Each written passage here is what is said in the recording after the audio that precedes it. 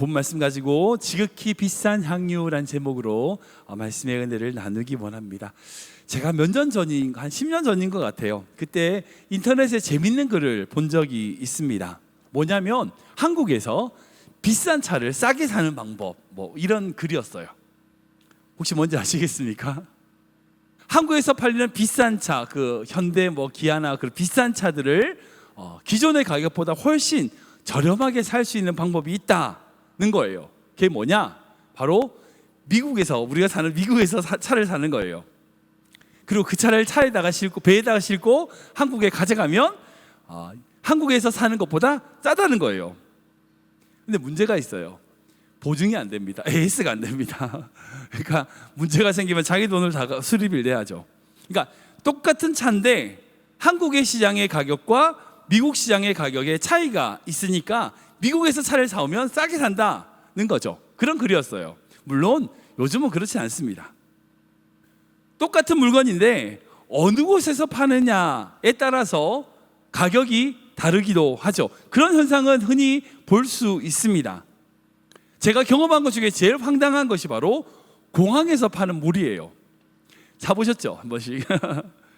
일반적으로 물 한 병, 이런 물 한 병 하면 얼마예요? 가스스테이션에서 한 1불, 비싸게 줘도 2불이면 사잖아요. 근데 공항에 얼마 파는지 아시죠? 5불. 엄청 비싸게 팔아요. 공항이라고 하는 장소, 특별한 장소이기 때문에 같은 물이지만 다르게 파는 거죠. 지금 시대의 문화를 이제 포스트 모더니즘이라고 부릅니다. 단어로 포스트 모더니즘, 즉 모더니즘 이후라는 것인데, 쉽게 얘기하면 하나의 중심 가치를 두었던 그 모더니즘을 넘어서 중심을 벗어난다는 거죠. 다원화, 그런 사회를 포스트 모더니즘이라고 합니다. 이건 다른 게 아니라 가치에 대한 다양성을 인정하는 것이에요. 이것만이 중요하다라고 정의 내리던 사회에서 이것저것 니꺼 내꺼 다 중요하다는 거예요. 그게 다원화죠. 각자의 기준에 따라서 그런 다원화된 가치를 두고 살아가는 세상을 지금 우리가 사는 포스트 모더니즘이라고 합니다. 즉 우리의 각자의 기준, 그 각자의 기준인 가치관을 인정하고 그 가치관에 따라서 인정해주고 바라보는 거죠. 그런데요, 아무리 개인적인 가치관이 다르다 할지라도요, 변하지 않는 근본적인 가치관이 있습니다. 생명을 유지하는 물이라고 하는 가치는요, 결코 돈이 얼마냐에 따라서 그 물의 가치는 변하지 않죠. 자동차의 가치는 달라져도요, 그 차가 달림으로 인하여 생기는 유익은 변하지 않는 가치입니다. 즉 시대마다 사람마다 다른 가치관을 가지고 있지만 공통되는 근본되는 그 가치관은 변하게 세워야 된다는 거예요. 그렇다면 그리스도인은 어떤 존재인가요? 세상의 가치관이 아니라 성경의 가치관, 복음의 가치관을 가진 자를 그리스도인이라고 합니다. 내가 중요하게 생각하고 세상이 중요하게 생각하는 것이 아니라 하나님이 중요하게 생각하는 것이 뭐냐, 성경에서 중요하다고 말하는 것이 무엇이냐는 것을 고민하고 그것에 따라서 살아가는 자를 그리스도인이라고 할 수 있습니다. 오늘 본문을 보면요, 마리아가 예수님께 지극히 귀한 향유를 붓는 모습을 볼 수 있습니다. 여러분, 이 사건은요 아주 중요한 사건입니다. 사복음서 모두에 등장하는 사건입니다. 마태복음 26장, 마가복음 14장, 누가복음 7장, 그리고 오늘 본문인 요한복음 12장. 네 복음서 모두에 공통적으로 들어있는 사건입니다. 제가 이전에 오병이어 설교하면서 그 말씀드린 적이 있었는데요, 4개 복음서 다 기록된 사건이 그렇게 많지가 않아요. 왜냐하면 복음서마다 가지고 있는 관점이 다르고 사건이 다르기 때문에, 표현하는 것이 다르기 때문에 내용이 약간의 차이가 있습니다. 그래서 4개 복음서 모두 다 들어있는, 공통적으로 들어있는 사건은, 예를 들어서 예수님의 십자가, 부활, 이것 빼고 나면요 몇 개 안 돼요. 기적으로는 오병이어가 유일하고요, 사건으로는 예루살렘 입성하시는 거, 겟세마네 기도하시는 거, 빌라도에게 재판을 받으시는 거, 그리고 오늘 마리아의 향유값, 시몬의 집에서 있었던 잔치, 요거밖에 없어요. 그만큼 이 사건은 성경에 있어서 중요한 사건이라는 거죠. 그리고 오늘 이 사건에서 우리가 주목해야 될 것이 바로 아까 말씀드린 것처럼 가치관입니다. 마리아는 지금 예수님께 자기가 지금까지 모아왔던 지극히 비싼 향유를 예수님께 부어드렸어요. 이건 한마디 말해서 자기가 그만큼 모았던 무척 비싼 그 향유보다 예수님이 더 귀하시다는 실제적인 고백입니다. 그에 반해서 아까 이거 본 말씀 보면요, 가룟 유다가 그 여인의 마리아의 행동을 비난해요. 이거 가난한 자들에게 나눠주는 게 더 낫다라고 얘기합니다. 이것이 바로 마리아의 가치관, 가룟 유다의 가치관의 차이입니다. 이게 각 사람이 우리가 살아가는 삶의 방식이 다르고 겪어왔던 삶의 모습이 다르기 때문에요, 여기 앉아 계시는 모든 분들마다 다 가치관이 다릅니다. 우리는 그 가치관에 따라서 행동하게 돼 있습니다. 이게 더 귀한 것, 이게 더 덜 귀한 것, 사람마다 그것을 생각하는 가치가 달라요. 결국 그 사람이 왜 그런 행동을 하는가를 보면 그 사람이 무엇을 중요하게 생각하는가, 가치관이 무엇인가를 통하여 그것을 알 수 있는 거죠. 그러기에 오늘 본 말씀을 통해서 우리가 주목해야 될 것은 그거예요. 마리아가 어떤 헌신을 했느냐, 얼마나 귀한 것을 드렸냐, 그게 아니에요. 마리아가 그런 행동을 할 수 있었던 그녀가 가졌던 가치관이 뭐냐는 거예요. 이 질문입니다. 그리고 그런 관점에서 우리가 가져야 될 성경적인 복음적인 가치관이 무엇인지를 함께 고민해 보기 원합니다. 첫 번째 우리가 생각해야 될 게 바로 마리아의 가치관이죠. 마리아의 가치관입니다. 마리아는 어떤 마음으로, 어떤 생각으로 그런 일을 했을까요? 그 비싼 향유옥합을 예수님께 부을 수 있었을까요? 당시 유대 전통을 따르면 그 마리아가 부었던 향유는요, 그 마리아의 결혼 지참금입니다. 무슨 말이냐면 젊은 여인들은 시집을 갈 때 뭔가를 가지고 가야 돼요. 뭐 혼수든지 뭐든지 지참금을 가지고 가야 되는데, 근데 그걸 한 번에 모을 수 없잖아요. 부자면 모르겠지만 그걸 한 번에 낼 수가 없으니까 평상시에 한 달에 한 번, 일주일에 한 번, 뭐 몇 달에 한 번이든지 자기가 일하고 남은 돈을 가지고 그 향유를 파는 가게에 가서 한 방울씩 조그만 통에다가 그 향유를 모으기 시작합니다. 그걸 모아요. 그리고 그렇게 모은 다음에 나중에 결혼할 때 그것을 팔아가지고 그것으로 결혼 지참금 내지는 혼수를 준비하는 그런 것이 당시의 일반적인 풍습이었습니다. 당시에 은행 같은 게 없잖아요. 그러니까 저축 같은 것을 그런 귀한 향유를 가지고 저축을 했다라고 할 수 있어요. 그런데 이 마리아는 그렇게 자기가 평생 모아왔던 자신의 재산, 자신의 자산을 모두 다 예수님께 부어드렸어요. 이거 무엇을 의미할까요? 두 가지가 있습니다. 첫 번째는 마리아는 자신의 모든 과거의 시간, 즉 자기가 그동안 벌어올고 했던 모든 시간들을 다 예수님께 부어드린 거예요. 자신이 살아오면서 벌어왔던 수입, 그리고 과거에 그 향유를 사기 위해서 노력했던 그 모든 땀과 수고, 그 모든 것을 예수님께 부어드린 거죠. 그 두 번째는 뭐냐면 앞으로 가져야 될 꿈, 미래, 그 모든 것 또한 예수님께 부어드린 거예요. 이게 마리아도 앞으로 결혼도 해야 되고 뭐 생활도 해야 되잖아요. 하고 싶은 것도 있겠죠. 그런데 그 향유는 마리아가 하고 싶은 것, 해야 될 그 모든 것을 위한 필요한 부분이었는데 그것들을 예수님께 다 부어드린 거예요. 마가복음을 보면 이 마리아가 그 향유를 부으면서 그것을 담아왔던 옥합을 깨뜨렸다라고 기록되어 있어요. 그래서 뭘 의미할까요? 다시 주워 못 담는다는 거예요. 다시 막 이렇게 담을 수 없다는 거예요. 다 부어드렸다는 거예요. 후회하지 않고 다 부어드렸다는 거예요. 자, 여러분, 마리아는 지금 주님께 모든 것을 드리는 마음을 가졌어요. 주님께 아끼지 않는 마음을 가졌어요. 여러분, 이와 같은 마음을 가진 사람이 또 한 사람이 있습니다. 바로 사도 바울이에요. 우리 디모데후서 말씀 볼까요? 같이 읽겠습니다. 시작. 천지와 같이 내가 벌써 부어지고 나의 떠날 시각이 가까웠도다. 나는 선한 싸움을 싸우고 나여 달려갈 길을 마치고 믿음을 지켰으니. 아멘.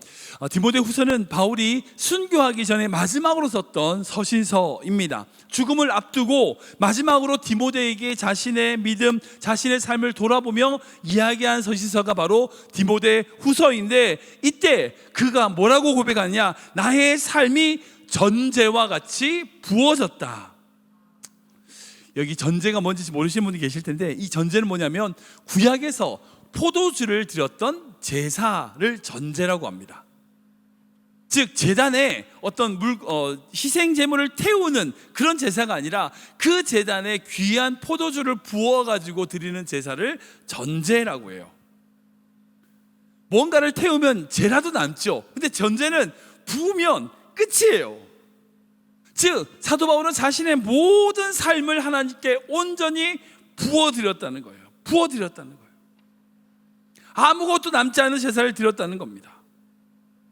즉 마리아가 자신의 향유를 예수님께 부어드린 것처럼 사도 바울은 자신의 모든 시간을 하나님께 온전히 부어드렸습니다. 그리고 나의 달려갈 길을 마치고 믿음을 지켰다고 하나님 앞에 믿음으로 고백을 하고 있어요. 여러분, 이 마리아의 마음, 자신의 모든 삶을 얻었던 이 바울의 마음, 우리도 그 마음을 가져야 돼요. 우리도 그 마음으로 예배를 드려야 됩니다. 여러분, 우리가 그 마음으로 하나님 앞에 예배 드리는 것, 그것이 주님이 받으시는 진정한 신령한 예배가 된다는 것, 여러분 기억하셔야 돼요. 여러분, 예배는요 그저 매주 드리는 그런 연례 행사가 아니에요. 아닙니다. 다른 사람을 만나러 친교하는 시간이 아니에요. 내가 살아왔던 한 주간의 삶, 과거의 시간, 그리고 내가 살아가야 될 나의 삶의 시간, 그 모든 것을 주님 앞에 올려드리는 시간이 바로 예배 시간이에요. 여러분, 만약 여러분들이 이 마리아와 같은 마음으로 하나님께 모든 것을 내어드리고 이 바울과 같이 전제로 부어지는 마음으로 예배를 드리면 그 예배가 어떻게 은혜를 받지 않을 수 있겠습니까? 매주 드리니까, 매번 드리니까. 여러분, 그러다 보니 익숙해져서 우리가 그 마음을 잃어버린 것은 아닙니까? 우리에게 그 영적인 마음을 가져야 돼요. 나의 삶을, 우리의 삶을 주님께 부어드려야 됩니다. 그것이 우리가 드려야 될 영적인 예배라는 거예요. 마리아는 그 가치관으로 자기의 모든 삶을 주님께 부어드렸어요.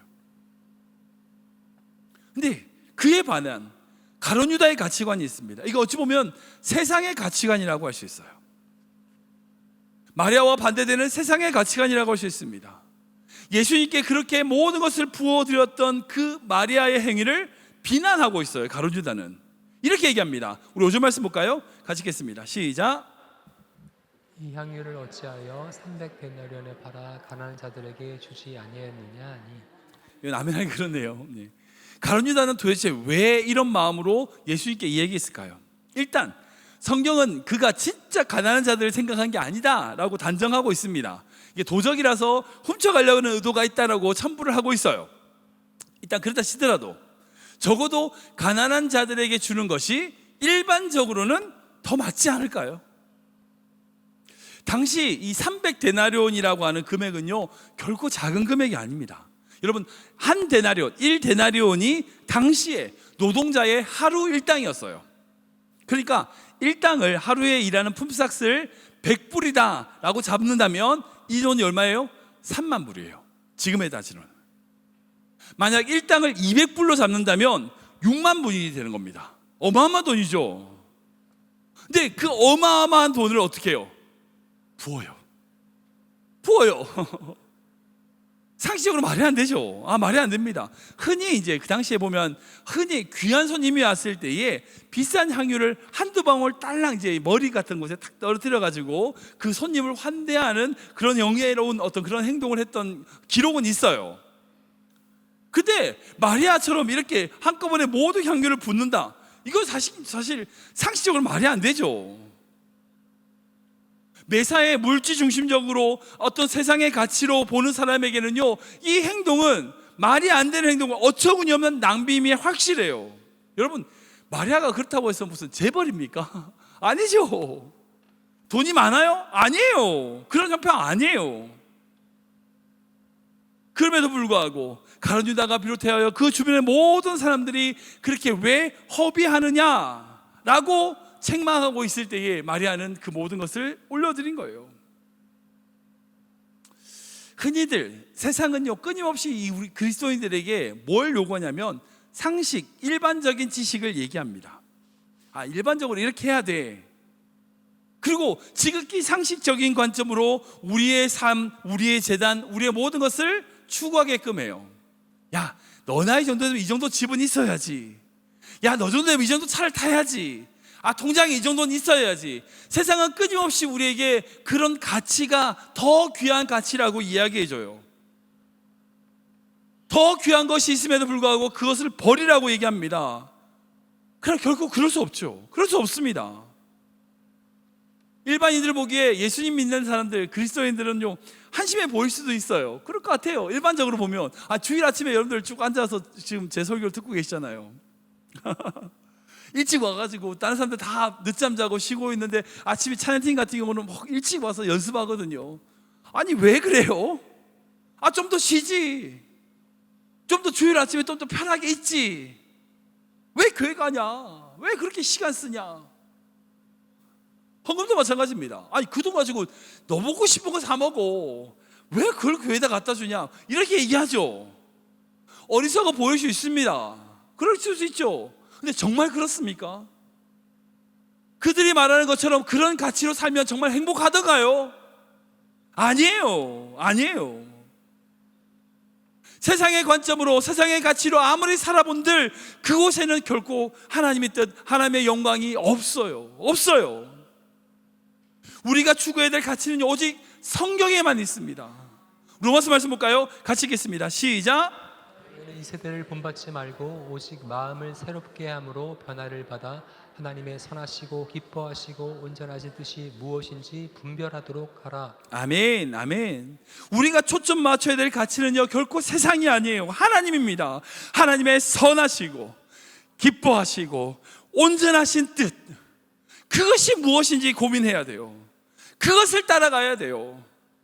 여러분, 가룟 유다의 불평은요, 그 초점이 어디에 있었어요? 예수님에게 있지 않았어요. 사람에게 있었어요. 세상에 있었어요. 세상에 초점 맞추면요, 제가 장담할게요, 불평밖에 없어요. 세상에 초점을 맞추면요, 우리는 불평할 수밖에 없어요. 왜? 세상은 나보다 더 잘난 사람 더 많으니까. 안 그래요? 여러분들보다 더 부자도 많고요, 잘생긴 사람도 많고요, 더 이쁜 사람들 많고요, 더 똑똑한 사람들 많아요. 그런 사람들 보면요, 불평하죠. 불평할 수밖에 없어요. 우리의 초점을 세상에 맞추면요, 우리는 불평하고 불만을 가지고요, 그렇게 살 수밖에 없어요. 어디에 초점 맞춰야 됩니까? 하나님께 맞춰야 돼요. 하나님의 선하신 뜻, 하나님의 기뻐하시는 뜻, 하나님의 온전하신 뜻, 거기에 초점을 맞춰야 돼요. 마리아는 세상에 초점 맞추지 않고 예수님께 초점 맞췄습니다. 예수님께 집중했어요. 예수님이 무엇을 원하시는가? 예수님이 기뻐하시는 것이 무엇인가? 그것이 바로 우리가 추구해야 될 믿음의 모습이라는 거예요. 그리고 마지막으로 이 모든 것을 바라보시는 예수님의 가치관이 있어요. 이게 정말 중요합니다. 이 모든 상황을 지켜보시는 예수님의 마음이 있어요. 제가 이제 이 말씀을 묵상하면서 딱 들어가 봤더니 예수님도 좀 당황하셨을 것 같아요. 갑자기 허락도 안 받고 갑자기 불쑥 마리아가 다가가서 어떻게 해요? 부어요. 말씀 보면 붓겠다 허락받지 않았잖아요. 그냥 무턱대고 붓잖아요. 솔직히 예수님도 당황하셨을 것 같아요. 다른 복음서 보면 그 마리아가 예수님 머리에 부었다고 되어 있거든요. 근데 사람들 다 있는데 머리에 막 향유를 부으면 좀 당황했을 것 같아요. 그리고 갑자기 마리아가 자기의 머리카락으로 예수님 발을 닦아요. 오해받을 수도 있죠. 예, 도대체 무슨 관계시지? 뭐 이렇게 될 수 있잖아요. 근데 예수님은 그 마리아를 두둔하며 칭찬하십니다. 근데 뿐만 아니라 어떻게 얘기하냐면 이렇게 얘기하세요. 마가복음 말씀 볼까요? 같이 읽겠습니다. 시작. 진실로 너희에게 이르노니 온 천하에 어디서든지 복음이 전파되는 곳에는 이 여자가 행한 일도 말하여 그를 기억하게 하리라 하시니라. 아멘, 아멘. 오, 단순하게 그냥 잘했다 그게 아니라 기록해서 이 여자가 행한 것 그 모든 것들을 복음이 전파되는 곳마다 기억해라. 가룟 유다를 비롯한 모든 세상 사람들은 그 행위가 낭비라고 했지만 예수님은 그것을 기억할 일이라고 판단하셨어요. 세상의 눈으로 보면 낭비지만 예수님께는 나의 장례를, 나의 예수님의 십자가를 준비하는 것이다 라고 말씀하시는 거예요. 사실 여러분, 이것이 우리의 신앙생활입니다. 흔히들 이제 교회에서 이제 문제를 일으켜 비판하시는 분들 있죠. 문제 제기하시는 분들, 그분들의 이야기를 들어보면요, 말이 맞아요. 진짜 옳은 말씀하시는 것 같아요. 근데 그런 분들로 인하여 오히려 어려움이 생기죠. 그러니까 정말 정확한 분석, 정확한 판단, 이것이 이렇게 돼가지고 저렇게 판단으로 그 세상의 기준으로 교회를 보시는 그것이 무조건 맞는 건 아니에요. 예수님은 뭐라고 보시는가? 여러분, 우리가 신앙생활 그걸 가져야 되죠. 그렇게 우리는 함부로 절대 다른 사람의 어떤 그걸 판단하면 안 됩니다. 그건 안 됩니다. 예수님께서 이 마리아에게 어떤 은혜를 주셨는지, 깊은 사랑을 주셨는지 우리는 몰라요. 근데 그 마리아가 그렇게 향유옥합을 통하여 예수님의 그 은혜에 보답함으로 말미암아 그 놀라운 사건이 예수님의 십자가의 사건으로 이어지며 해석되고 상징으로 보여지는 것을 볼 수 있어요. 세상의 관점에서 보면 낭비지만 아니요. 예수님의 십자가를 준비하는 놀라운 은혜의 준비 과정이었다는 거예요. 여기서 바로 예수님의 가치관을 볼 수 있어요. 예수님은요, 왜 마리아가 그런 향유를 자신에게 붓는지 알고 계셨고 그 마음을 받아들이셨어요. 그리고 그 마음을 가지고 그 여인의 헌신을 기억하라 라고 말씀하신 거예요. 왜 그럴까? 여러분 잘 생각해 보세요. 왜 그럴까요? 바로 그 마리아의 향유가 무엇을 상징하냐면 예수님의 보혈을 상징하기 때문이에요. 제가 한 가지 질문해 볼게요. 성도님들, 제가 계속 이제 이 마리아의 헌신이 낭비라고 이제 가룟 유다가 얘기한다는데, 그러면 이 세상에서 제일 큰 낭비가 뭘까요? 여러분들 생각할 때 이 세상에서 제일 큰 낭비가 뭘까요? 귀한 것을 어처구니 없는 것에 쓰는 것을 낭비라고 한다면, 재물이나 어떤 시간 같은 것들을 헤프게 쓰는 것이 낭비라면, 세상에서 제일 큰 낭비 뭘까요? 어제 이제 구역 모임 하면서 어떤 구역장님께서 말씀하셨는데, 우리 인생을 헛되게 쓰는 것이라고 얘기해요. 맞는 말 같다고. 하나님이 주신 생명인데 그걸 헛되게 쓴다. 그게 낭비 맞죠? 큰 낭비 맞습니다. 근데 저희 대답은 아니에요. 세상에서 제일 큰 낭비가 뭔지 아세요? 바로 누가 말씀하셨는데 십자가예요. 예수님의 십자가예요. 예수님의 십자가만큼 큰 낭비가 없어요. 왠지 아세요? 아니, 피조물을 위해서 창조주가 죽었어. 이 말이 돼요? 말이 돼요? 죄에 빠진 인간을 살리기 위해서 창조주이신 하나님이 오셔서 죽는다. 여러분, 피조물과 창조주의 가치를 한번 비교해 봅시다. 이 말이 되는 비교입니까? 예를 들어서 물 한 병, 마이크 하나, 이런 가치가 아니잖아요. 피조물과 창조주예요. 어떻게 피조물을 살리려고 창조주의 값을 치러요? 그 말이 안 돼요. 마치 그런 거예요. 조그만 물병 하나 산다고 10만 불, 아니 100만 불 내는 거와 똑같아요. 우리 인간의 머리로 도저히 이해가 안 되는 겁니다. 낭비라는 것이 어처구니 없는 것을 사기 위하여 귀한 것을 허비한다라는 것에 따지자면, 죄인된 인간을 구원하기 위하여 창조주신 예수님이 죽으신 것만큼 낭비는 없어요. 제일 큰 낭비가 그거예요. 근데 그 모습이 바로 이 마리아의 향유옥합과 동일해요. 예수님을 위하여 자신의 모든 것을 드렸던 그 마리아처럼 예수님은 인간을 위하여 자기의 모든 것을 내어주셨어요. 여러분, 그 마리아를 보면서, 자기의 모든 것을 내어줬던 그 마리아를 보면서 예수님의 마음이 어떠셨을까요? 그래, 나도 너를 위하여, 모든 인간을 위하여 내 자신을 내어줄게. 예수님의 가치관은요, 자기의 생명보다 인간을 살리는 것이 더 더 귀하다고 판단하신 거예요. 다짐하셨을 거예요. 그러기에 예수님은 복음이 들어가는 곳마다 이 여인의 행한 것을 기억하라 라고 말씀하셨을 거예요. 지금 우리가 예수님께 드려야 되는 마음은요, 우리를 위하여 모든 것을 내어주신 그 주님의 마음, 그 주님의 사랑에 기초해야 됩니다. 그것에 두어야 돼요. 말씀 정리하겠습니다. 제가 제일 개인적으로 좋아하는 찬양 중에 이런 찬양이 하나 있어요. 이 세상에 구원 받아야 할 사람이 만일 나 하나뿐이었다 할지라도 오직 나 하나만을 위하여 십자가 지시고 걸어가셨을 오직 한 사람. 이런 찬양이 있어요. 여러분, 이 세상에 구원받아야 될 사람이 만약 여러분 한 명 남아 계셨다 할지라도요, 우리 주님은 기꺼이 여러분을 위하여 십자가를 지셨을 겁니다. 왠지 아세요? 예수님의 가치관을 보면 알아요. 예수님이 살아오셨던 삶을 보면 알아요. 저는 이 찬양이 바로 예수님의 그 가치관을 보여주는 찬양이라고 생각이 듭니다. 마리아가 향유옥합을 깨뜨려 귀한 향유를 예수님께 부어드렸던 것처럼 예수님은 자신의 육신을 깨뜨려 모든 물과 피를 우리에게 부어주셨어요. 그리고 우리를 살리셨어요.